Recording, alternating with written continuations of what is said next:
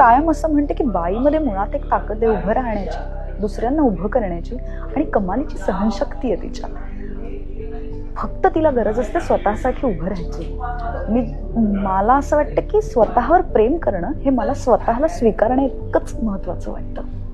तर आपण आपल्यावर प्रेम करणं आणि आपला स्वीकार केला तर ह्या गोष्टी सोप्या होतात. आणि ह्याच मी सगळ्यांना सांगते. भरत यादवांची एक अनुवादित कविता आहे, त्यात ते म्हणतात की तोंडात जीभ असलेली बाई ही हातात बंदुका घेतलेल्या बाईपेक्षा जास्त खतरनाक आहे. तर मला ते खरं वाटतं की तुमच्यासाठी बोललं पाहिजे, तुमच्यासाठी उभं राहिलं पाहिजे. आणि हे असं अनेकदा होतं रे आपल्या कळत नकळत. समोरच्याला वाटतं की असं ह्याच्यासारखं आपल्याला उभं राहता आलं पाहिजे ना, आपल्यासाठी आपल्याला प्रेम करता आलं पाहिजे, आपला स्वीकार करता आलं पाहिजे. कारण या गोष्टी आपल्याला शिकवल्या जात नाहीत ना रे. मुलं म्हणून तुम्हाला नाही, मुली म्हणून आम्हाला आणखीनच नाही.